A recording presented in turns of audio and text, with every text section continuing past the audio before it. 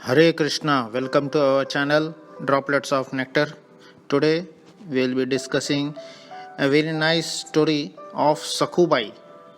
सखूबाई की कहानी के ऊपर आज हम चर्चा करेंगे।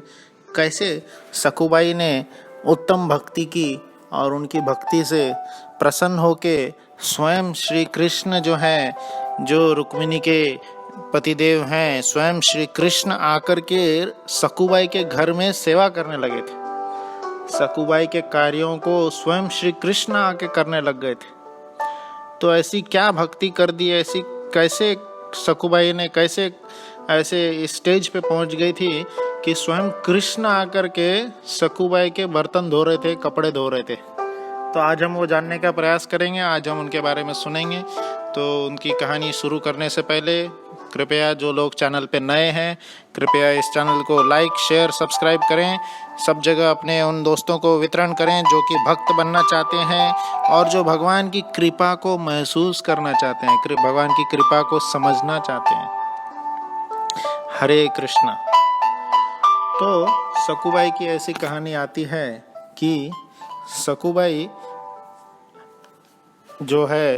देहू से पंढरपुर का जो रास्ता आता है, बीच में ही कहीं एक गांव में रहती थी और वहाँ पे वो रोज देखते रहती थी कि विठल के भक्तगण जो है विठला विठला विठला विठला, गोविंद जय जय गोपाल जय जय, गोविंद जय जय गोपाल जय जय, हरे कृष्णा कृष्ण कृष्ण हरे हरे, हरे राम राम राम हरे हरे।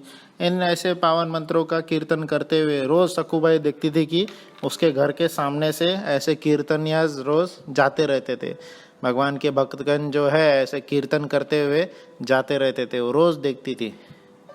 पर सखूबाई का ऐसा भाग्य नहीं था कि वो भगवान की कीर्तन मंडली में शामिल हो सके और वहाँ पे उनके साथ भगवान के विठल के दर्शन करने जा सके।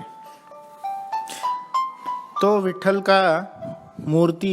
का जो फोटो लेकर के वो हमेशा रोते रहती थी कि काश मुझे आपको इस जीवन में दर्शन करने का मौका प्राप्त हो। कब वो दिन आएगा जब मुझे आपको दर्शन करने का मौका मिलेगा। तो हम सुनते हैं कि क्यों ऐसा होता था कि सखूबाई क्यों नहीं जा पाती थी विठल के घर। तो ऐसी बात थी कि सखूबाई बहुत ही गरीब परिवार से आती है और उसका बचपन में ही विवाह हो गया होता है। जब वो 7 साल की थी तभी ऐसा कहा जाता है कि सखूबाई का विवाह हो गया था। तो पहले के ज़माने में चाइल्ड मैरिज हुआ करता था, ताकि ये सही भी था शास्त्र के हिसाब से, ताकि और कहीं इधर उधर न जाए और बचपन से ही उनको पता चल जाए कि यही मेरे हस्बैंड है, पूरे जीवन भर मुझे इनकी सेवा करके और भक्ति धर्म में आगे बढ़ना है। तो इस तरह से वह आगे बढ़ रहे थे। पर जिस परिवार में सखूबाई का विवाह हुआ था वो परिवार भक्तगण नहीं थे, वह परिवार नास्तिक परिवार था। भगवान से ईर्ष्या करते थे और दिन भर किसी न तो किसी बिजनेस व्यापार में वो परिवार लगे रहते थे। सखूबाई के जो पतिदेव थे दिन भर व्यापार लगे करते रहते थे, अलग अलग तरह का व्यापार। और इस तरह से सखूबाई नास्तिकों के बीच में फंस गई थी। सखूबाई जो बचपन से ही परम भक्त रही है विठल जी की, वो हमेशा विठल जी को याद करते रहती थी। उनकी याद में वहाँ पे अपने सास ससुर की सेवा करते रहती थी। उनके सास ससुर कभी भी उसको विठल की दर्शन करने के लिए या विठल की भक्ति करने के लिए अलाउ नहीं करते थे। हमेशा वो उनको रोकते रहते थे, डांटते रहते थे, फटकारते रहते थे, गालियाँ देते रहते थे। सकू के माता पिता को भी गालियाँ देते रहते थे और एवं प्रकार से उससे बहुत सारा सेवा करवाते रहते थे। बर्तन धोना, कपड़ा धोना, सुबह से शाम तक खाना बनाना, ये सब सेवा में उसको लगा के रखते थे। और इस तरह से शारीरिक कष्ट भी उसको बहुत हो रहा था, मानसिक कष्ट भी बहुत हो रहा था। एवं प्रकार क्योंकि सखूबाई बहुत अच्छी सुंदर भक्त थी, फिर भी वो अपने इस परेशानी को भगवान के सामने कभी भी उन्होंने व्यक्त नहीं किए। इस बात से नहीं रोती थी सकूबाई की उसको इतनी सारी कष्ट हो रही है, इतनी सारी परेशानी हो रही है, ये इस बात से नहीं रोती थी। इस बात से रोती थी कि विठल जी के उसको दर्शन नहीं प्राप्त हो रहे। विठल के दर्शन की इतनी गहरी अभिलाषा उसके मन में थी कि वो निरंतर विठल को याद में रोते रहती थी। कृष्ण के मिलने में कई सारे जो भक्त उसके घर के सामने से गुजरते थे, इसी बात का दुख होता था कि वो विठल से मिलने नहीं जा पा रही। अपनी व्यथा नहीं सुनाती थी विठल जी को, सिर्फ उनसे मिलने की इच्छा रखती थी। एक बार की बात है, जब सकूबाई मटके में पानी भरने के लिए बगल में चंद्रभागा नदी में गई थी, तो उसी समय वहाँ पे उसने देखी कुछ विठल के भक्त विठल विठल गोपाल कीर्तन करते हुए जा रहे थे। इतना खो गई वो उस कीर्तन में, इतना खो गई, वो भी मन ही मन बुदबुदाने लगी, भगवान का नाम लेने लगी, और ऐसे श्रवण कीर्तन करते करते वो भी उसमें पूर्ण रूप से खो गई थी।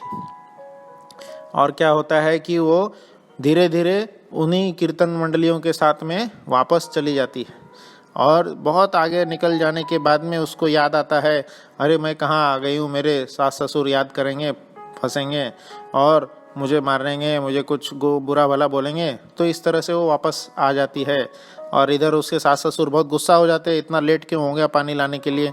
तो उसको डांटने लगते हैं, मारने लगते हैं, और उसको सज़ा देते हैं कि उसको एक खंबे से बांध देते हैं। तो इतना सब दृश्य हो रहा था।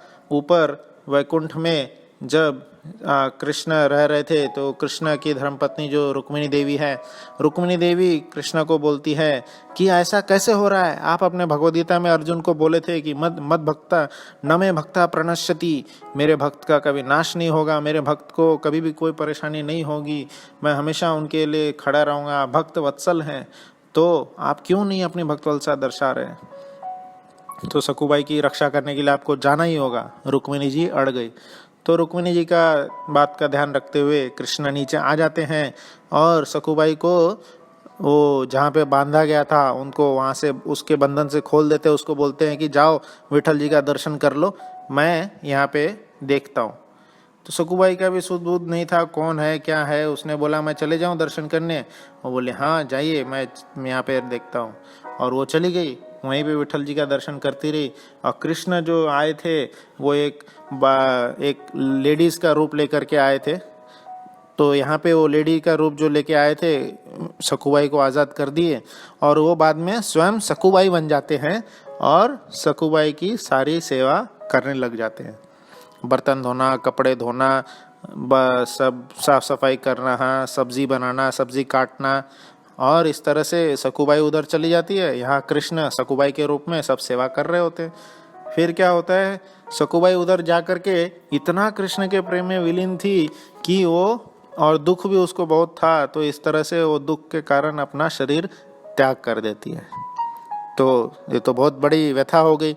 सकूबाई तो वहीं अपना शरीर त्याग कर दी, ऐसा कहा जाता है वो विठल में विलीन हो गई, तो वहाँ उसकी मृत्यु हो गई। और यहाँ फिर कृष्ण तो सकूबाई के रूप में सेवा करते जा रहे। फिर रुक्मिणी जी आके बोलती है, अरे अब कब तक करते रहेंगे, अब तो सकूबाई चली गई, आप यहाँ पे कब तक फंसे रहेंगे।